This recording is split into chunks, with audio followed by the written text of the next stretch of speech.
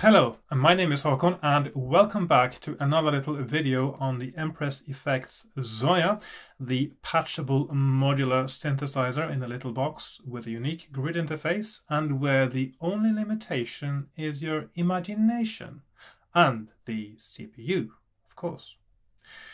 Today I'm going to show you a little trick that is very useful when you are in the middle of patching something and you are perhaps patching something on the fly while playing a patch. The same technique can also be useful for controlling something, and it has to do with sequences. If you use more than one sequencer, let's do put in a sequencer here, number of steps, let's do 13 just to be original, and I'll do another one which also has 13 steps here.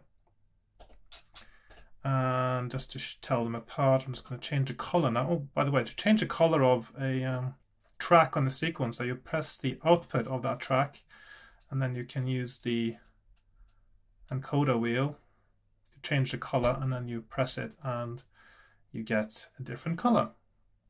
Quite useful.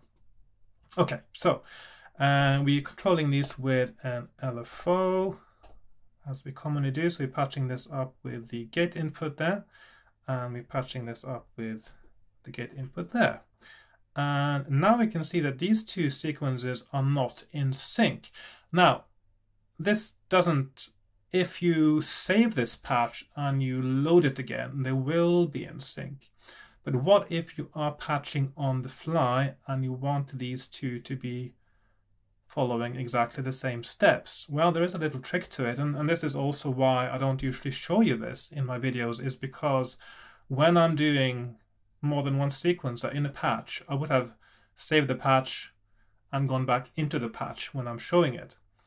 While I'm patching and while I'm trying to work out how things are supposed to function in a patch, I very often use this trick because I often need to synchronize sequences. I don't want to have to go out and in again of the patch to do that. So if you select the sequencer, press Shift, Edit, and you have an option down here called Restart Jack, which by default is off.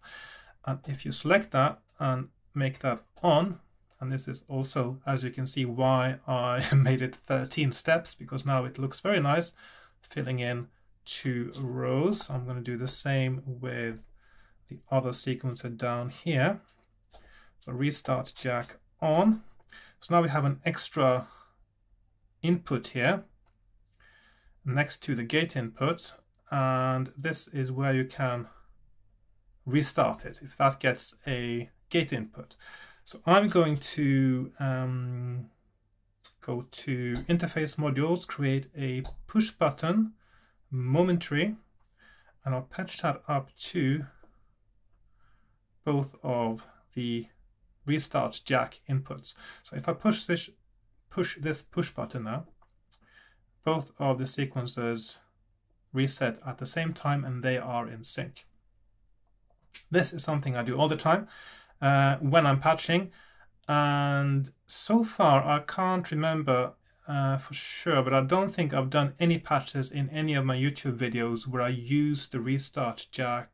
Oh, actually, I think I do. I think I have some where I use that, because another function of it, of course, is that in a patch you might have something as part of a patch that restarts the sequencer.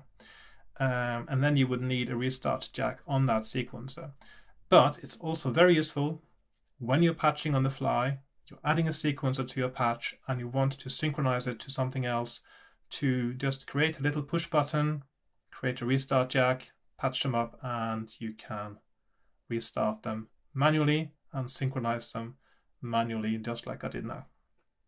So that's all for today. Just a very simple utility thing, very simple idea, something that is easy to miss, because on the Zoia there are so many possibilities that these functions that are not on by default are very easy to overlook when you are creating a sequencer, for instance. So that's all I wanted to show you today.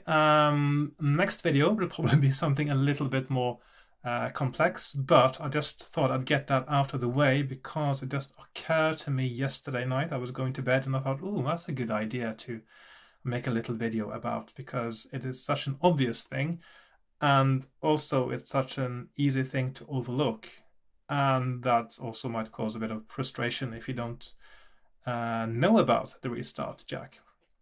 So that's all for today. Thanks for watching. If you enjoyed this, if you actually learned something new, please like, share, subscribe, comment, all those things. Join me on Patreon if you like to see my videos and want to see more of them. And I'll be back with more videos on the Zoia and about everything else under the sun that I may make a video about, which is turning into more and more varied things. But yeah, so thanks for watching and goodbye for now. Bye bye.